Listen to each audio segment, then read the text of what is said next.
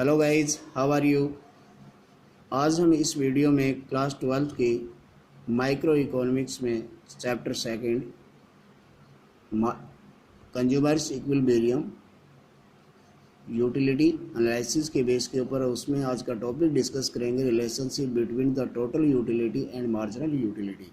Guys, इससे पिछली जो वीडियो थी उसमें हमने डिस्कस किया था कि on the base of total utility marginal utility को किस तरह से फाइंड आउट किया जा सकता है। टेबल के माध्यम से इसको डिस्कस किया और इसके साथ जो डायग्राम के बेस के ऊपर हमने इसको दर्शाया। आज हम इस टेबल की सहायता से के बेस से हम देखेंगे कि इनका आपस में रिलेशंस, टोटल यूटिलिटी और मार्जिनल यूटिलिटी का रिलेशंस क्या है। इस टेबल में फर्स्ट कॉलम जो है उसमें क्वांटिटी जो दी हुई है, units of commodities, second column में टोटल यूटिलिटी दी हुई है और थर्ड कॉलम में मिलने वाली मार्जिनल यूटिलिटी दी हुई है। अब इसमें कहा गया है कि भी अगर 0 यूनिट्स है यूज़ की जाती है, इट मीन्स कोई भी तो उसकी टोटल यूटिलिटी भी 0 होती है और मार्जिनल यूटिलिटी होने का कोई क्वेश्चन ही नहीं होता। लेकिन फर्स्ट यूनिट ऑफ कमोडिटी अगर यूज़ की जाती है तो टोटल यूटिलिटी यहाँ पर 8 दिखाई है, जो डिफरेंट कंज्यूमर के लिए डिफरेंट हो सकती है। ये 10 भी हो सकती है, 20 भी हो सकती है, 15 भी हो सकती है। यहाँ पे 10 की बजाय 8 माना गया है, तो 8 है तो इससे मार्जिनल यूटिलिटी यहाँ पे 8 है। It means total first unit से मिलने वाली टोटल यूटिलिटी और मार्जिनल यूटिलिटी दोनों सेम होती हैं, उसमें कोई डिफरेंस नहीं होगा। सेकंड यूनिट के अगर यूज़ करता है तो टोटल यूटिलिटी यहाँ 14 है, तो यहाँ पर मार्जिनल यूटिलिटी 6 है। इट मीन्स टोटल यूटिलिटी बढ़ रही है, मार्जिनल यूटिलिटी रिड्यूस हो रही है। इस थर्ड के ऊपर फोकस करते हैं तो टोटल यूटिलिटी 18 हो रही है और मार्जिनल यूटिलिटी है 4 रह जाती है।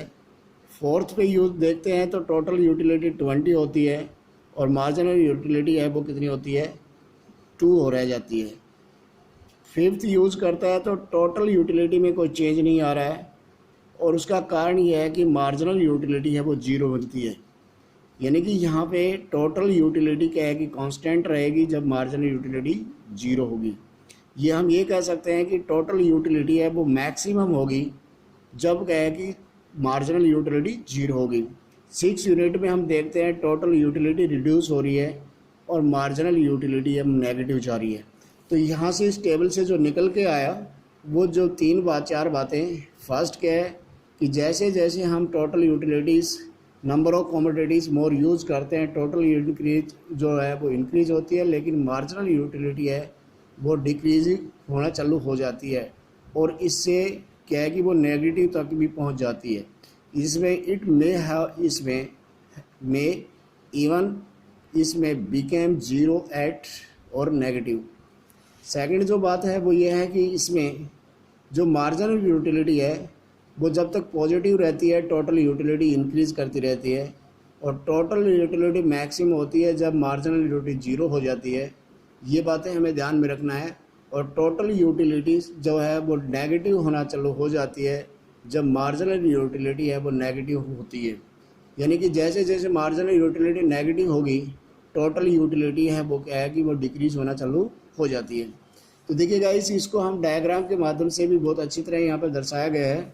इसके अंदर OX के ऊपर जो है फर्स्ट डायग्राम में OX के ऊपर टोटल यूटिलिटी दिखाई गई है, OX के ऊपर क्वांटिटी दी हुई है। फर्स्ट डायग्राम टोटल यूटिलिटी का है और बी का डायग्राम है वो क्या है, मार्जिनल यूटिलिटी का है। अब इस डायग्राम को देख के अब OX के ऊपर क्या है कि क्वांटिटी है और OY के ऊपर क्या है कि मिलने वाली टोटल यूटिलिटी है। यहाँ पर हम देखते हैं कि टोटल यूटिलिटी है 20 से के ऊपर पैरेलल हो जाती है और नंबर ऑफ़ यूनिट है उसके ऊपर 5 है या 5 के ऊपर मैक्सिमम हो रही है। और इससे आगे 6 यूनिट के ऊपर अगर यूज़ करता है तो टोटल यूटिलिटी नेगेटिव होती है। और यहाँ पे मार्जिनल यूटिलिटी है उसके अंदर जो दिखाया गया है कि वो फर्स्ट यूनिट से जो है जो हमारे पास जो इसके अंदर मिलने वाली जो मार्जिनल यूटिलिटी मैक्सिमम है और उसे जैसे जैसे यूनिट से आगे यूज़ करता है तो डिक्रीज होता है। तो it means total utilities diagram है वो अपवर्ड हो रहा है और मार्जिनल यूटिलिटी डायग्राम डाउनवर्ड आ रहा है। It means they are the inverse relations between total utility diagram and marginal utility diagrams and total utilities and marginal utility have the difference, यानी कि इनवर्स रिलेशन, अपोजिट रिलेशंस है इनका। It means हम आगे इसके अगर देखते हैं तो जो कंक्लूजन्स में जो निकल के आई है वो हमारे पास टोटल यूटिलिटी है वो सिग्मा मार्जिनल यूटिलिटी होता है। अगर इसके ऊपर टेबल के ऊपर बेस पे अगर हम देखें तो यहाँ पर हम पाएंगे कि फर्स्ट यूनिट से 8 4, सेकंड से 6 4, थर्ड से 4 और फोर्थ से 2 और फिफ्थ से 0 और यहाँ पर माइनस, इनका अगर हम टोटल करते हैं तो ये 18 होता है और यहाँ पर टोटल यूटिलिटी है वो 6 यूनिट से भी 18 आ रही है। तो ये हमारे भाई इनका यानी कि हमारे पास मार्जिनल यूटिलिटी का sigma marginal utility total utility को आइडेंटिफाई करती है। साथ में अगर नंबर 2 में देखें तो टोटल यूटिलिटी इंक्रीज तब तक so long as the marginal utility is positive. अगर ये पॉजिटिव रहती है तब तक टोटल यूटिलिटी इंक्रीज करेगी। अगर ये पॉजिटिव नहीं रहती है तो ये क्या है, अगर माइनस में चली जाती है तो टोटल यूटिलिटी नेगेटिव होना चालू हो जाती है। जब मार्जिनल यूटिलिटी जो है 0 होगी तो टोटल यूटिलिटी मैक्सिमम होगी और जब मार्जिनल यूटिलिटी नेगेटिव होगी तो टोटल यूटिलिटी स्टार्ट डिमिनिशिंग, वो रिड्यूस होना चालू हो जाती है।